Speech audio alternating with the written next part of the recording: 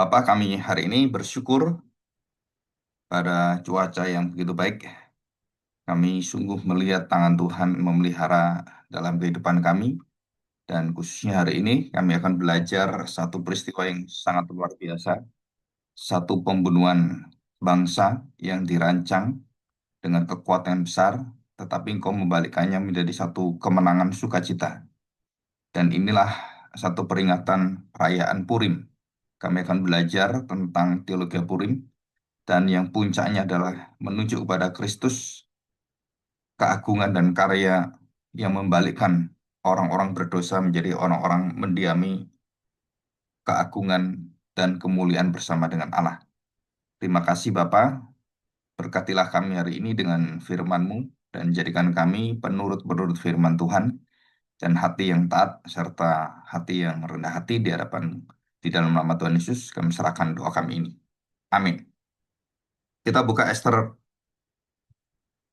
pasal yang ke-10 ya.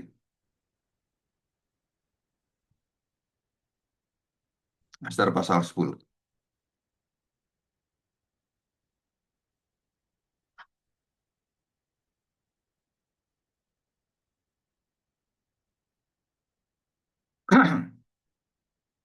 Satu kemenangan yang diterima oleh Mordekai. Maka Raja Ahasveros mengenakan upeti atas negeri dan daerah-daerah pesisir juga. Segala perbuatannya yang hebat serta gagah dan pemberitaan yang seksama tentang kebesaran yang dikaruniakan Raja kepada Mordekai. Bukanlah semuanya tertulis dalam kitab sejarah Raja-Raja Media dan Persia. Karena Mordekai orang Yahudi itu menjadi orang kedua di bawah Raja Ahasveros, dan ia dihormati oleh orang Yahudi serta disukai oleh banyak sanak saudaranya. Sebab ia mengikhtiarkan yang baik bagi bangsanya dan berbicara untuk keselamatan bagi semua orang sebangsanya. Pasal 9 ayat yang ke-10. Maka Mordekai menuliskan peristiwa itu, lalu mengirimkan surat-surat kepada semua orang Yahudi di seluruh daerah Ahasveros, baik yang dekat maupun yang jauh, untuk mewajibkan mereka, ini ya, jadi ini wajib ya, supaya setiap tahun, merayakan hari yang ke-14 dan hari yang ke-15 di bulan Adar. Nah, bulan Adar itu kira-kira bulan akhir Februari sampai awal Maret. Jadi akhir Februari, jadi itu tanggal-tanggal yang sekitar Februari Maret ya, pas pergantian. Karena pada hari-hari itulah orang Yahudi mendapat keamanan terhadap musuhnya, dan dalam bulan itulah duka cita mereka berubah menjadi sukacita. Nah, hari ini kita belajar teologi Purim, teologi pembalikan, ya, reversal covenant atau reversal divine, pembalikan ilahi. Kita akan belajar secara detail nanti ya. Dan dikatakan di sini hari perkabungan, dari hari perkabungan menjadi hari sukacita, hari bergembira, dari duka cita menjadi sukacita, dan hari perkabungan menjadi hari gembira, supaya menjadikan hari-hari itu menjadi hari perjamuan dan sukacita dan hari yang antar mengantar makanan. Ini kayak orang lagi lebaran gitu ya. Dan untuk bersedekah kepada orang-orang miskin. Jadi tidak melupakan orang miskin, maka orang Yahudi menerima sebagai ketetapan apa yang sudah dimulai mereka lakukannya dan apa yang sudah ditulis Mordekai kepada mereka. Sesungguhnya Haman bin Hamedata orang Agag, seteru orang Yahudi itu, telah merancangkan hendak membinasakan orang Yahudi, dan dia pun telah membuang Pur. Nah ini, jadi kata Purim ya. Jadi Hamanlah yang membuang undi dan menetapkan untuk membunuh seluruh bangsa Israel ya, orang-orang Yahudi. Dan dikatakan membuang Pur, dikatakan di sini Mordekai ya. Ya, melihat seluruh kejadian ini. Sesungguhnya Haman bin Hamedata orang Agag. Orang Agag ini sebenarnya musuh orang Israel ya. Seteru semua orang Yahudi yang telah merancang tidak membinasakan orang Yahudi, dan dia pun telah membuang pur, yakni undi, untuk menghancurkan dan membinasakan mereka. Akan tetapi ketika hal itu disampaikan ke hadapan raja oleh Ester, maka dititah hanyalah dengan surat supaya rancangan jahat yang dibuat Haman terhadap orang Yahudi, terhadap Mordekai itu dibalikkan. Nah ini ada kalimat dibalikkan ke atas kepalanya, maka Haman beserta anak-anaknya disulakan pada tiang. Oleh sebab itulah hari-hari itu disebut Purim. Menurut kata pur, oleh sebab itu jugalah, yakni karena seluruh isi surat itu dan karena apa yang dilihat mereka mengenai hal itu dan apa yang dialami mereka, orang Yahudi menerima sebagai kewajiban dan sebagai ketetapan atau peringatan bagi dirinya sendiri dan keturunannya, bagi sekalian orang yang akan bergabung dengan mereka, bahwa mereka tidak akan melampaui merayakan kedua hari itu tiap-tiap tahun. Ya, oke, kita belajar. Di dalam kalender Yahudi, kan kita tahu bahwa kalender Yahudi itu berbeda dengan kita ini. Ya, kalender kalau kita kan mulai Januari.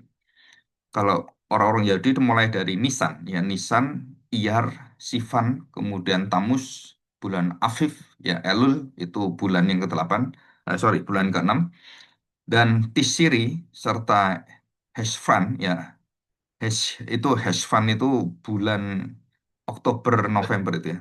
Jadi kira-kira pertengahan mereka itu nggak pas tanggalnya dengan kita, itu ambil tengah-tengah semuanya. Terus sampai Kislev, Tevet, Shefat ya, Shavuot itu ya, Shefat dan Adar. Nah, bulan Adar itu bulan yang akhir, dan di bulan akhir itu kemudian kita tahu bahwa bulan akhir itu bagi mereka itu ada Maret ya. Jadi kematian Kristus waktu Jumat Agung itu adalah penanda masa kegelapan berlalu dan masa yang baru itu terbit. Itu tanggal yang seperti apakah itu sesuatu yang kebetulan atau memang dirancang? Jawabannya adalah dirancang oleh Tuhan dengan tepat. Jadi sampai pembagian waktu orang-orang Israel pun itu sama persis dengan pembagian waktu kematian dan kehidupan. Dan itu yang semua ditulis dalam seluruh perayaan. Jadi perayaan bangsa Israel itu bukan perayaan manusiawi ya. Itu perayaan rancangan Allah. Ya, istilah Purim itu berasal dari kata Persia sebenarnya. Pur, yang artinya undian atau dadu ya. Dadu yang kita lemparin, kita sering juga main waktu kita masih kecil. Nah, itu artinya apa? Penentuan siapa yang terpilih. Jadi kalau kita lagi main, apa ini, main permainan anak-anak kecil itu ya, ular tangga atau apa itu kan, kadang-kadang siapa yang mulai? Nah, kita pakai dadu. Atau pakai sweet gitu kan, pakai tangan itu kan. Jadi ya ya tidak, ya cuma dua pilihan biasanya gitu kan. Nah, undian itu kemudian dilemparkan dan kita tahu bahwa waktu memilih rasul yang baru Matias itu memakai undian juga melalui uangnya. Jadi dua mata uang itu muka dan belakang diangkat gitu, terus terpilihlah Matias. Itu juga pur artinya. Nah, dalam Ester pasal 3 ayat 7 pasal 9 ayat 24 itu dijelaskan tentang Purim atau kata Purim itu. Kalau kita lihat dalam praktek orang-orang kuno yang seperti Ahasiweros itu kan, orang Persia itu, mereka percaya ada yang mengatur seluruh ciptaan ini atau seluruh semesta alam ini. Dan dengan kuasa yang mereka tidak bisa jelaskan karena mereka menyebutnya sebagai tanda petik dewa. Dewa itu kalau kita ngomong itu adalah Tuhan. Cuman mereka dewanya itu bukan satu, banyak ya. Karena melihat kuasa dan mereka melihat ada kekuatan. Nah, kekuatan itulah yang akan mengatur waktu kita membuang undi. Ya, jadi kalau udah ditetapkan plek kena pada kita, nah itu udah apapun yang terjadi kamu baik nggak baik ya kamu mati. Nah, fatalisme ini ditolak oleh pengertian keimanan orang-orang Yahudi karena itu adalah termasuk dalam satu pengajaran paganisme penyembahan berhala. Jadi fatalisme itu sebenarnya bentuk buah daripada penyembahan berhala. Jadi kalau orang percaya udahlah takdir, takdir, takdir itu sebenarnya penyembahan berhala. Kenapa? Tidak percaya kedaulatan Allah. Jadi semua yang tidak percaya kedaulatan Allah itu sebenarnya ya menyembah berhala. Tidak percaya dirinya, percaya kepada siapa? Yang disembah siapa? Nasibnya atau ketentuannya dan lain-lain. Itu merupakan kelemahan dari bangsa-bangsa dan juga penyelewengan terhadap kepercayaan Allah berdaulat yang mengatur segala sesuatu. Jadi undi itu mau dilepas kapanpun, yang keputusan-keputusannya itu berasal dari Tuhan. Ya, dalam Amsal 16:33 jelas dikatakan undi dibuang di pangkuan, tetapi setiap keputusannya berasal dari Tuhan. Dalam Amsal dikatakan, jadi Amsal itu kan hikmat yang tertinggi ya. Dan hikmat tertinggi itu wujudnya adalah di dalam Kristus, dituliskan oleh Rasul Paulus. Jadi kalau kita lihat, di dalam perjanjian baru, kekuatan pembalikan Allah itu memuncak dan kitab Ester itu tidak ada tentang Kristus, tidak ada tentang Yahweh, tidak ada kata-kata tentang Allah atau Elohim atau yang lain. Dan tidak ada disebutkan itu semuanya. Dan memang kalau kita lihat kitab Ester itu banyak ditolak waktu orang-orang membaca yang melihat bahwa kok tidak ada berita Injilnya gitu. Injilnya itu artinya tidak ada berita tentang hamba yang setia seperti Yesaya dan semuanya. Kok tidak ada? Nah, sebenarnya kita harus mengerti bahwa itu ada pada zaman Esther itu zaman yang sudah tidak ada kerajaan Israel atau zaman yang disebut zaman kegelapan itu ya. Jadi mereka diungsikan ke Persia dan juga menjadi budak sebenarnya. Yang menjadi orang-orang yang dibawa kendali penguasa. Nah, mereka waktu dalam kondisi seperti itu, mereka tidak mungkin menyebut tentang nama alam mereka. Dan sampai kepada buku ini ditulis itu pun memakai bahasa sebenarnya bahasa kiasan ya, jadi figuratif yang penuh dengan simbol-simbol. Nah, kita akan buktikan bahwa kitab Ester ini memproyeksikan tentang Kristus dan seluruh peristiwa. Ini bukan kebetulan. Tokoh-tokohnya pun mewakili dan lambang serta boleh dikatakan paralel, tipologi paralel dari Tuhan Yesus dan seluruh kejadian yang ada pada waktu Yesus disalibkan. Kita akan lihat ini ya. Jadi dalam perjanjian baru, peristiwa pembalikan Allah ini itu terjadi pada waktu Yesus memberikan dirinya untuk dikorbankan.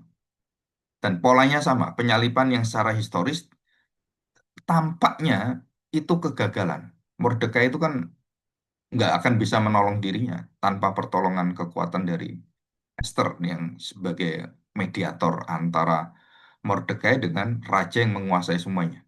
Dan tampak bahwa Yesus melakukan itu di dalam kegagalan. Dan dia seperti yang ditunjukkan bahwa dia mewakili orang-orang yang lemah dan sebagai pengantara. Jadi dia adalah Mordekai itu, dia juga adalah Esther itu, tipologinya. Ya. Jadi para rasul melihat ini dalam Kisah pasal 2 ayat 23 dikatakan Bulekai, dikatakan kalimat yang sungguh-sungguh kehendak yang Tuhan inginkan, rencana dan pengetahuan. Jadi prognosis. Jadi bule itu kehendak Allah yang ditetapkan, kehendak Allah yang sudah tidak bisa ditawar dan diubah. Maka waktu perayaan Purim itu bukan hidup manusianya unda-undi atau teka-teki atau penuh dengan ketidaktahuan. Nah, waktu membuang undi itu dikatakan bahwa keputusan terjadinya undi itu mau baik yang menimpa kita atau yang tidak baik menimpa kita, saudara, itu adalah ada di tangan kuasa Tuhan. Jadi apapun yang terjadi, jelek atau baik, itu adalah sudah diketahui dan ditetapkan oleh Tuhan. Nah, itu artinya perayaan Teologia Purim. Jadi Teologia Purim ini hampir jarang dibicarakan oleh orang-orang dalam gereja-gereja yang bersifat gereja-gereja Injili, gereja-gereja Presbyterian, Protestan, gereja-gereja Reform, gereja-gereja yang mungkin juga yang lain ya. Dan itu jarang sekali diungkapkan. Kenapa? Ya karena mereka tidak percaya bahwa kitab Ester itu menunjuk langsung pada Kristus. Padahal ini jelas menunjuk perkataan pembalikan dan perkataan dari duka cita menjadi sukacita kan itu ada semua dari kalimat-kalimat perjanjian baru. Yang berduka cita akan bersuka cita. Yang dihukum akan dilepaskan, dibebaskan menjadi merdeka. Itu pembalikan semuanya. Itu Teologia Purim. Waktu bangsa Israel mengalami langsung, nah seluruh peristiwa itu adalah pengalaman menunjukkan tentang tipologi seluruh peristiwa penyaliban, kehidupan Yesus dan Yesusnya sendiri. Jadi Purim berfungsi sebagai apa? Prototipe ya, teologis terhadap pemahaman salib. Jadi sejarah tidak ditentukan oleh Purim, melainkan providensi Allah. Jadi kedaulatan Allah yang memelihara kita, yang namanya providensi atau Jehovah Jireh, Allah yang memelihara. Jadi ini jelas ya. Nah, kita akan bahas tentang teologi pembalikan. Kita melihat seluruh peristiwa yang ada, ya. Bagaimana hidup Esther dibalikan, bagaimana hidup Mordekai dibalikan, bagaimana hidup bangsa Israel dibalikan, dan bagaimana Tuhan membalikkan juga hidup orang-orang berkuasa yang jahat itu akhirnya dibalikan, dihancurkan semua. Di situ, ya. Jadi kalau kita perhatikan baik-baik, ya, kita perhatikan baik-baik, teologi pembalikan ini adalah satu, bentar ya, teologi pembalikan ini adalah satu kekuatan, jaminan pengharapan dan penghiburan dari Allah. Salib Kristus, ya, salib Kristus adalah pembalikan ilahi yang tertinggi. Jadi orang-orang seperti Yusuf, bagaimana dibalikkan Tuhan hidupnya dari orang yang dipenjara menjadi orang yang menguasai seluruh negara. Itu tidak mungkin sebenarnya, kecuali kuasa Tuhan. Bagaimana orang di bawah, orang yang terhina itu akhirnya diangkat tinggi dan dihormati oleh seorang Raja Ahasiweros. Jadi Mordekai itu tidak pernah dihormati, bahkan jasanya pun diingat-ingat tidak. Sampai kemudian Mordekai itu diingatkan oleh kuasa, ya, penyertaan Tuhan, ya, pemelihara Tuhan. Terus dia berpikir, kalau ada orang baik yang sudah berbuat untuk negara itu bagaimana ya? Perbuatannya udah luar biasa menolong bangsa ini sehingga bisa keluar daripada seluruh kematian kebinasaannya, kesengsaraannya gitu kan. Bagaimana menghormati orang ini? Maka Haman merasa bahwa, oh, dialah yang berjasa, dialah yang menyertai rajanya. Berarti ini menunjukkan pada dia, maka dia meminta sesuatu yang sangat tinggi. Jadi langsung permintaan-permintaan itu, ya, diberi kuasa ini, diberi wewenang ini, diberikan cincinnya, diberikan jubahnya raja, dan semua kecuali tahtanya aja, gitu kan bedanya di situ. Dan Haman berpikir, pikirannya adalah, oh, itu bagi dia, oh, itu jasa dia, oh, itu karena usaha, karena dia setia kepada raja. Hamannya berpikir gitu, ya memang dia pejabat yang tertinggi di kerajaan Persia itu kan, Media Persia, rajanya Ahasiweros. Nah, waktu dia mengatakan semua yang harus dihormati orang itu ditujukan pada Mordekai. Dan bukan hanya pada Mordekai, apa yang dia rancang, yang dia inginkan, kematian Mordekai itu akhirnya menimpa kita, menimpa pada Mordekai, menimpa kepada orang-orang yang merancang kejahatan. Jadi kita menjadi orang yang percaya itu jangan sekali-kali merancang kejahatan kepada siapapun.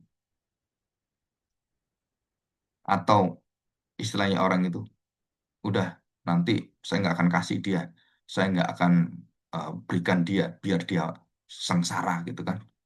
Nah, kalau itu merupakan satu panggilan Tuhan, itu merupakan kemurahan, saudara, saudara tidak boleh menahan itu, apalagi saudara membiarkan itu dan mensyukurkan. Oh, syukurlah, biarlah kamu seperti itu. Padahal itu hati kita sudah digerakkan oleh Tuhan, tapi kita nggak mau jalankan. Dan kita pendam karena egois kita, karena mungkin ya kita benci dengan dia, atau karena banyak hal. Nah, saudara, itu biasanya berkat itu ditahan Tuhan di dalam hidup kita. Bahkan dibalikkan kepada kita. Apa yang kita rancang pada orang itu menimpa pada kita. Kita harus hati-hati ya, jadi dalam segala hal. Nah, divine reversal ini langsung menunjuk kepada satu pembalikan dalam kitab Esther itu yang ke-9, dan khususnya juga ada di pasal 6 dan 7 gitu ya. Kita tahu bahwa Martin Luther pernah mengatakan dan pernah menuliskan satu buku, Theologia Crucis atau Teologia Penderitaan, yang menyadarkan Martin Luther menerima kitab Esther. Jadi Martin Luther waktu awal-awal itu dia keberatan menerima Esther karena tidak ada memproyeksikan pada Kristus, tidak ada menunjuk pada nubuatan Kristus sama sekali. Dan setelah dia menuliskan buku tentang teologi penderitaan, nah baru dia dibuka pikirannya dan dia mengatakan bahwa pola yang ada dalam kitab Esther itu adalah embrional. Itulah bentuk awal daripada teologi salib. yang hadir dalam Perjanjian Lama yang banyak ada dalam kitab-kitab Perjanjian Lama yang secara kuat, yaitu peristiwa Purim yang jelas sekali semuanya. Baik tokoh-tokohnya, kejadiannya, peristiwanya, cara-caranya, semua sama dengan apa yang dialami oleh Kristus. Pengkhianatan, penyangkalan, itu semuanya sama. Ya, jadi kita lihat ini. Jadi dalam kitab Ester kita melihat bagaimana Allah menyatakan kekuatan ilahinya, divine reversal, pembalikan dari Tuhan. Dan kita juga harus mengerti, ini bukan hanya terjadi pada zamannya Ester, ini akan terjadi pada diri kita.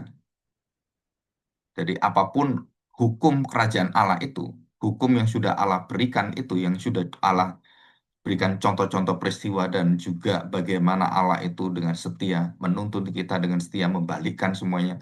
Sore ini bukan sesuatu seperti cuman cerita-cerita khayalan ya, atau mitos legenda. Bukan, ini adalah jaminan dari Allah.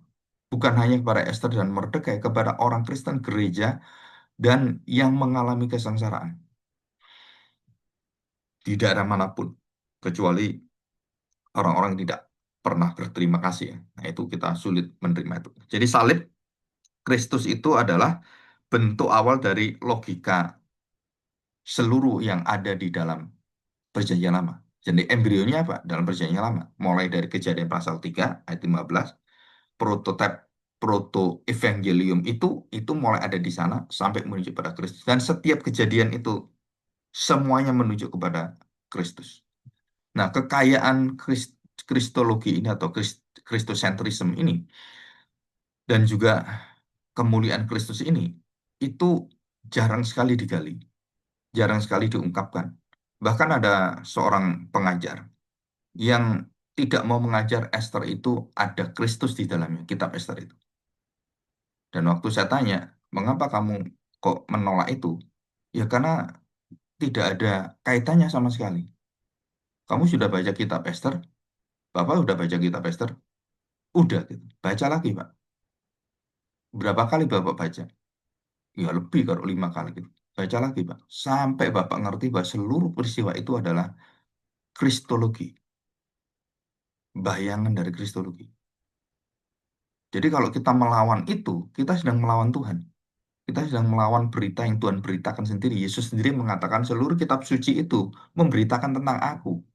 Menyatakan tentang ini loh, yang Mesias itu. Termasuk kitab Ester pun sama.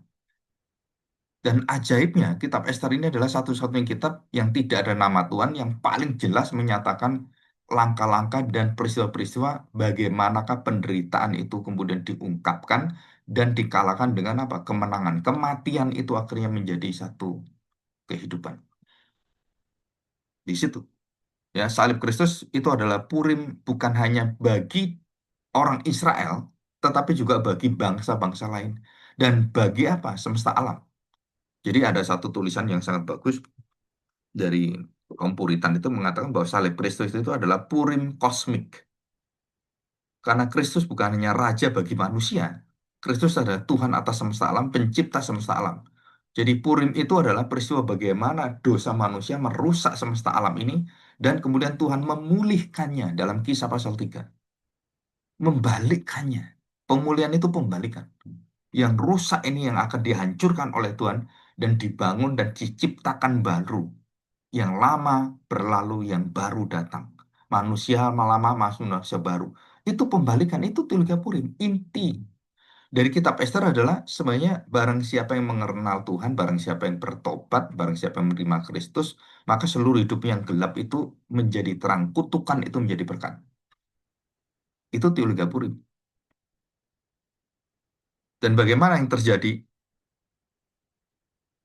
kalau kita lihat orang-orang yang tidak beriman melihat Yesus adalah kebinasaan, kehinaan, malu, dan itu merupakan ejekan. Tapi bagi kita, itu bukan kehinaan, itu kemuliaan, itu titik reversalnya di sana. Dan kita lihat diri kita masing-masing ya. Kalau kita bertobat, titik pembalikan itu kapan? Kita rasakan itu. Kita mendapatkan Kristus, mendapatkan Dia sebagai juru selamat. Jadi di sini kita melihat hal yang penting itu adalah bagaimana Tuhan merancang yang dirancang manusia, yang jahat menimpa pada dirinya sendiri, yang baik akan menimpa kepada orang yang baik. Itu itu hukum prinsip kerajaan Allah. Sebagaimana Haman digantung pada tiang yang ia dirikan sendiri, dosa, maut, dan iblis juga sama, digantung oleh Kristus, diselesaikan di kayu salib. Nah, kalau itu sudah dikalahkan kuasa sengat mautnya, nah, perhatikan sengat maut, kebinasaannya, maka setiap orang Kristen yang percaya pada Kristus tidak akan binasa, tidak akan mendapatkan kutuk. Mendapatkan apa? Berkat, sukacita, kekuatan, penyertaan, penghiburan, wah itu semua. Ya, cuman kita ini kadang-kadang kada rada anti dengan teologi berkat gitu kan. Teologi penderitaan lah gitu. Padahal bukan, teologi penderitaan itu menyatakan teologi berkat, ujungnya itu teologi berkat. Teologi krisis itu sebenarnya teologi prosperity, bukan prosperity seperti orang ajarkan itu ya. Teologi happiness yang akhir, yang bersama dengan Tuhan. Maka saya menuliskan satu buku rahasia gereja yang dimuliakan, diberkati oleh Tuhan. Rahasia gereja sukses. Jadi sukses yang saya bicarakan bukan sukses manusia. Di dalam Kristus itulah kita mendapatkan pembalikan-pembalikan ini dalam peristiwa kehidupan kita. Jadi kalau kita mengalami satu keterpurukan, satu kehinaan, satu peristiwa kebangkrutan, kita jangan putus asa. Kenapa? Karena ada waktunya itu akan ada pembalikan. Yang kedua, yang pertama adalah bukan secara fisik dan material, tetapi hati kita dulu dijamin oleh Tuhan dengan iman. Kenapa? Itu yang lebih penting. Dan soal kita sudah mendahulukan kerajaan Allah, semuanya akan ditambahkan. Tuhan mau menambahkan berlimpah-limpah, berlipat-lipat, itu semua dari Tuhan. Bukan bukan urusan dengan kebaikan kita. Kalau Tuhan memberikan satu kelimpahan itu berarti Tuhan inginkan kita untuk memuliakan Dia, untuk menyalurkan itu pada pelayanan-pelayanan kemuliaan Tuhan dan tidak ada yang lain. Bukan untuk ya kesenangan kita atau supaya kita menikmati seenak-enaknya gitu. Itu nggak ada. Jadi Haman digantung itu melambangkan seluruh dosa-dosa manusia dan kekuatan kegelapan setan, rancangan-rancangan jahat. Jadi waktu Haman merancang jahat, terus dia juga menyediakan tempat untuk kematian dan tempat yang disalib itu untuk Kristus gitu kan. Nah, siapa yang merancang ini? Tua-tua, ya kan? Ahli Taurat, orang Farisi, orang-orang yang benci dengan Tuhan, termasuk Yudas. Jadi tokoh Haman ini mewakili siapa? Orang-orang yang merancang dan yang membawa Kristus di tiang gantungan, disulakan di tiang gantungan. Haman, tokohnya apa? Haman, mewakili seluruh kegelapan yang akhirnya dia sendiri mati dalam kegelapannya. Yang dalam Kolose pasal 2 itu dijelaskan dengan sangat jelas ya. Coba kita lihat Kolose pasal yang kedua. Saya akan bacakan ya. Karena itu janganlah kamu membiarkan orang menghukum kamu mengenai makanan dan minuman dan mengenai hari raya, bulan baru ataupun hari Sabat. Semuanya itu hanyalah bayangan dari apa yang harus datang secara wujudnya adalah Kristus. Jelas ya? Jadi Purim pun dirayakan orang Israel, tangan Tuhan bagaimana membukakan kejadian-kejadian dan membalikkan, memulihkan bangsa Israel, itu semuanya menunjuk kepada Kristus. Kolose pasal 2 ayat 14, 15, 16 itu. Jadi ini bukan bukan ini karangannya Pak Agung, ini bukan, Saudara. Ini bukan karangan daripada hamba-hamba Tuhan pendeta. Ini adalah karangan Tuhan. Dan itu jelas sekali. Jadi satu peristiwa pemusnahan menjadi peristiwa kuasa kemenangan. Jadi hukuman itu menjadi kuasa pembebasan. Waduh, itu nggak masuk akal itu. Ketakutan yang besar itu menjadi satu keberanian. Jadi orang Israel itu mau dibunuh udah, wah matilah kita semuanya. Terus kemudian dibalikkan dan Esther kemudian meminta pada Ahasiweros supaya diperintahkan orang-orang Israel diberi kuasa untuk apa? Melawan seluruh pengkhianat itu. Diberikan kuasa untuk apa? Untuk melawan. Nah, kita seringkali menjadi orang Kristen itu pasif ya. Pasif apa? Ya udah, kalau kita seperti ini ya udah biarin ini nggak apa-apa lah. Diserahkan pada Tuhan. Tapi pada saat Tuhan memberikan hak itu dengan kuasa dorongan kekuatan dan pedang dari pengadilan itu diberikan pada orang Kristen, maka orang Kristen harus menjalankan pedang itu. Untuk apa? Membinasakan orang-orang yang dibinasakan. Ratusan orang bersama dengan Haman itu langsung ditebas, dibinasakan, dibunuh, dihukum mati. Oleh siapa? Oleh bangsa Israel. Yang harusnya bangsa Israel itu dihukum mati, di kepalanya dibas seperti itu kan, dan kemudian dibunuh, ditusuk, pokoknya harus dibunuh. Ini dibalikkan.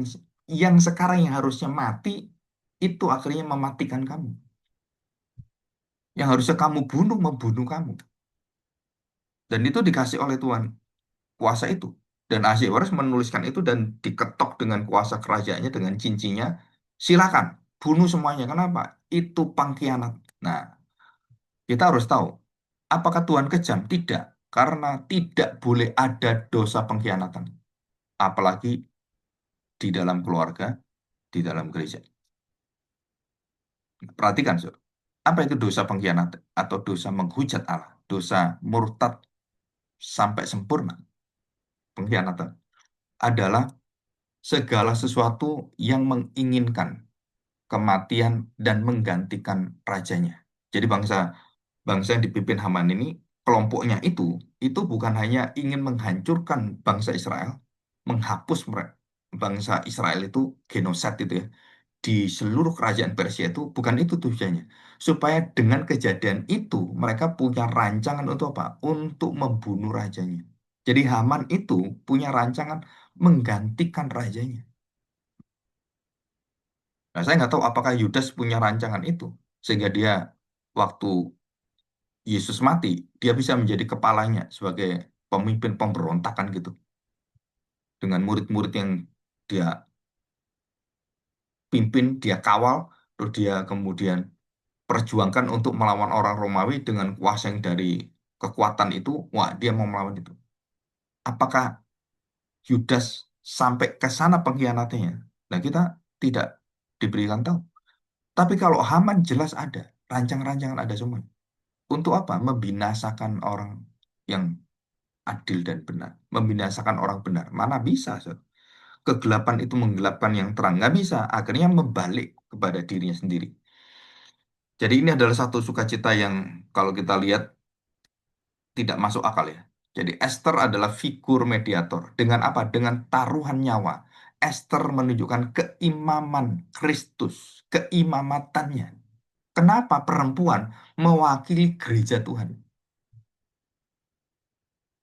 Yang dipikir, ah perempuan ini lemah dan semuanya. Kenapa Yesus memakai peristiwa-peristiwa itu semuanya gereja adalah bentuknya tuh wanita? Kenapa, Saudara?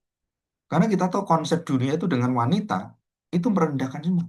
Seluruh kebudayaan kita lihat banyak yang merendahkan, hampir semua kebudayaan itu sebenarnya termasuk agama itu menaruh perempuan itu di belakang. Tapi Kristus memberikan kita satu ilustrasi, satu gambaran tentang gereja, tentang akhir zaman, wanita, perempuan. Ya karena laki-lakinya Kristus.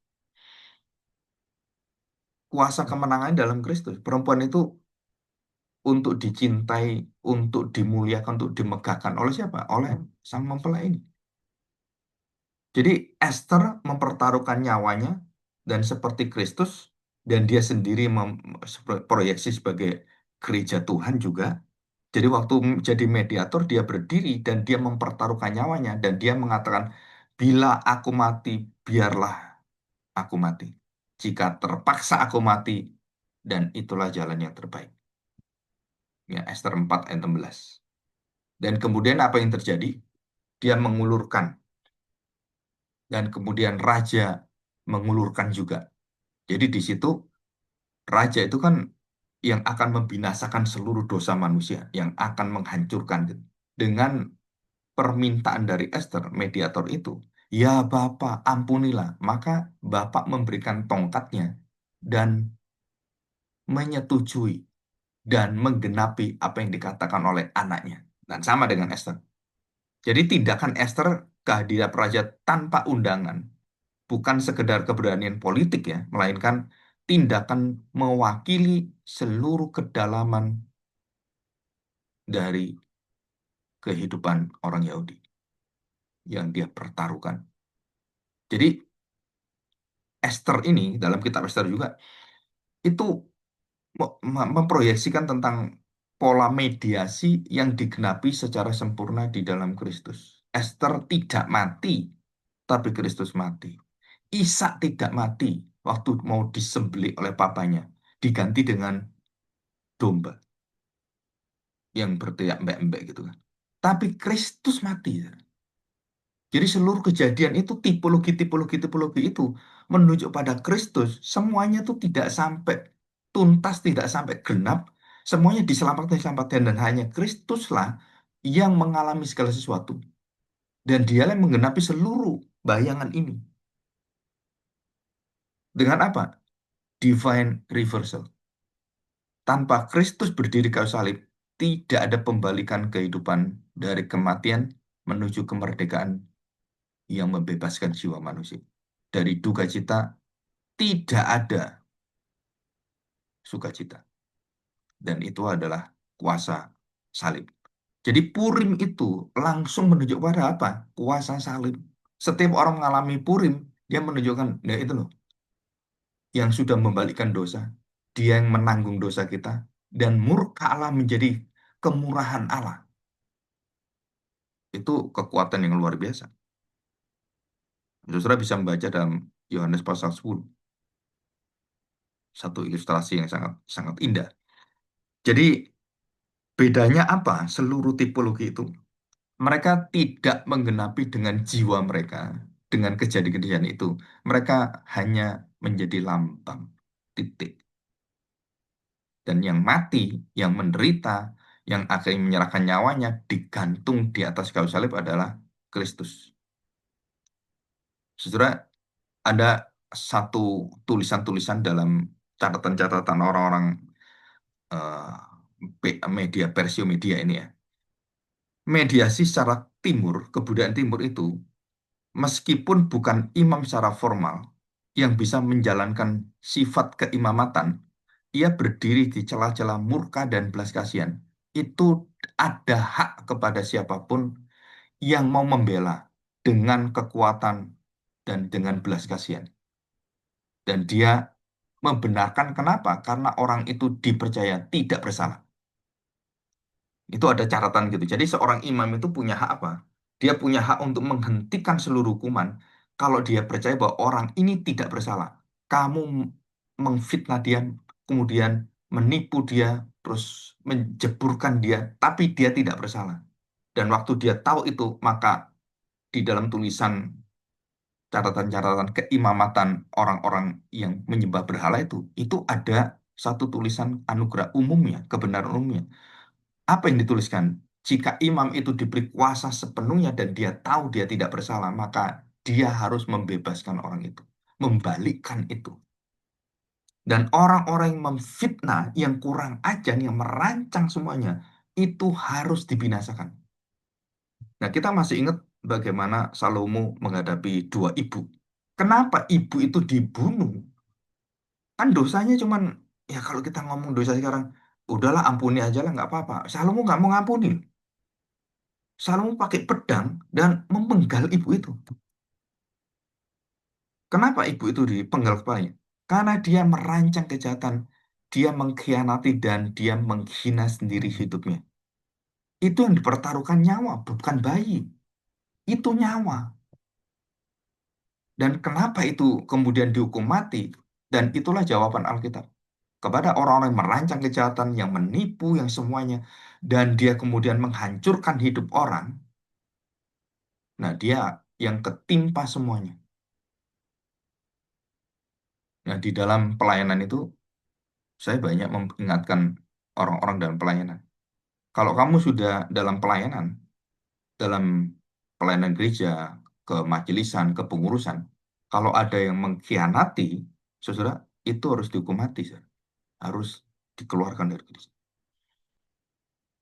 Tapi orang-orang yang bersekutu dengan mereka, ikut dengan mereka, dan kemudian yang benar itu kemudian keluar pergi, maka yang ditimpakan seluruh kejahatan, dusta, fitnah itu mereka itu akan dibinasakan Tuhan. Jadi kalau Yesus mati, maka yang harus membalaskan kematian siapa? Petrus mengatakan, kamu semua akan binasa. Kamu yang membunuh anak Allah, kamu tidak akan bisa lari dari murka Allah. Itu Petrus katakan khotbah dia di Serambi Salomo, dia ngomong itu. Jadi jangan main-main, jangan tenang-tenang kamu. Kamu memfitnah orang, membuang orang. Engkau sedang menerima murka Allah. Kalau kamu dikasih waktu yang lama tidak bertobat-bertobat, binasalah kamu. Dan itu bukan perkara pelayanan di gereja, pelayanan di politik, pelayanan di sosial, ekonomi, bukan, saudara. Itu akan menimpa kepada semua. Karena ini prinsip kerajaan Allah. Jadi siapa yang menanam benci, dia akan menanam kematian. Siapa yang menanam dengki, dia akan menanam kebusukan dalam hidupnya. Jadi kita harus punya hati yang betul-betul menyerahkan pada Tuhan. Jadi hati kita itu tenang. Nggak merancang-rancang yang mikir-mikirin nggak bener gitu. Biarin aja. Urusan dia, biarin aja. Mau diajat, mau dia apa, ya udah kita tetap melakukan setia dengan kebenaran. Nah, itu yang dinamakan prinsip kekuatan divine reversal. Teologi Purim. Teologi Purim apa? Teologi pembalikan. Siapa yang bisa membuat ini dibalikan? Kuasa Roh Kudus. Di situ. Ya. Jadi kalau kita lihat seluruh peristiwa Haman orang Agag. Nah, di dalam kitab Ester dikatakan Haman orang Agag. Siapakah Agag ini? Keturunan siapa Agag? Di dalam Keluaran 17 dikatakan Agag adalah keturunan Amalek. Amalek adalah musuh selama-lamanya yang melawan perjanjian dan hidup orang Israel. Itu bangsa Amalek. Dan kita lihat itu. Dan Tuhan basmi bangsa Amalek. Terus ada sisa-sisanya. Siapa dia yang masuk dalam pemerintahan Raja Persia Media adalah Haman, orang Agag. Agag keturunan orang Amalek. Jadi waktu Haman dibereskan Tuhan dengan seluruh keturunannya, anaknya dibunuh, disulahkan semuanya. Dan berapa ratus, berapa ribu orang bersama dengan Haman itu dibunuh semuanya. Itu langkah Tuhan, pembalasan Tuhan atas dosa-dosa mereka kepada bangsa Israel. Dipunahkan bangsa mereka. Jadi kita melihat Esther ini bukan cuman peperangan antara Haman dengan Mordekai, bukan. Di belakang itu ada sejarahnya. Ada dosa-dosa yang sudah matang dan kemudian Tuhan musnahkan mereka dengan peristiwa apa? Yaitu Mordekai dengan Esther. Jadi kalau orang sudah keturunan itu bajingan, keturunan pendusta, sampai 7 keturunan, 10 keturunan, sama. Kenapa Tuhan katakan, binasakan semua keturunannya, bahkan sampai turunan ke-7, ke-10, binasakan semua. Ya karena itu, DNA-nya, genetiknya, itu genetik rusak. Bani Korah, kita lihat, Sodom Gomora, ora-ora semua itu, dibinasakan Tuhan. Termasuk Haman orang Agag. Ini sisa-sisa orang Amalek yang jahatnya luar biasa. Akhirnya dipunahkan oleh Tuhan. Dan siapapun yang punahkan orang percaya, orang Kristen, jangan sekali-kali. Jangan sekali-kali memusuhi orang Kristen, karena kamu akan dimusuhi oleh Allah. Siapa yang memberkati kamu, aku berkati. Siapa yang memberkati gereja, siapa yang memberkati orang percaya, siapa yang memberkati hamba-hamba Tuhan, kamu akan diberkati. Tapi barang siapa yang melawan hamba-hamba Tuhan, Mordekai, dan semuanya, menghina, kamu akan dihina Tuhan. Nah, kalau kita menghina orang seperti itu, bagaimana kalau Tuhan menghina dia? Wah, habis, saudara. Kalau Tuhan yang dari hina ditinggikan, yang tinggi dihinakan, itu seperti Nebukadnezar. Dihinakan oleh Tuhan sampai jadi seperti binatang. Dan nggak ada satupun orang bisa nolong. Saya pernah melihat satu orang yang seperti ini. Seumur-umur cuma sekali saya. Sampai terheran-heran. Kenapa?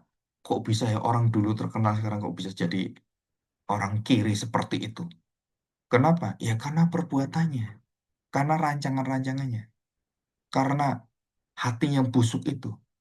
Dan waktu Tuhan hantam dia sampai di bawah, ya berakhir dengan pertobatan, puji Tuhan, saudara. Seperti anak yang terhilang. Anak yang bungsu itu.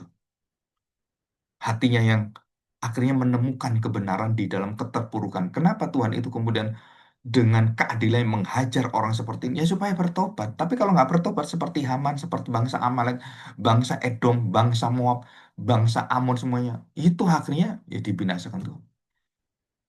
Nah, kita bersyukur hari ini dengan kematian Haman, maka kebebasan bangsa Israel itu akhirnya diterima. Dan inilah satu kejadian yang sangat indah. Jadi keturunan perempuan itu akan melawan keturunan ular itu. Dan di sini Sir, pertandingannya. Jadi ini konteks ini begitu besar, bukan peristiwa cuman peristiwa antara Mordekai dengan Haman, antara Esther dengan Raja Ahasiweros, tapi ini adalah satu gambaran kosmik yang sudah ada dalam kitab Kejadian. Peperangan itu akan terus berlanjut sampai kapan? Sampai akhir zaman. Ya kita berdoa supaya kita ikut arus dalam keturunan perempuan, keturunan Mesias. Ya, oke, mari kita berdoa, kita bersyukur pada Tuhan.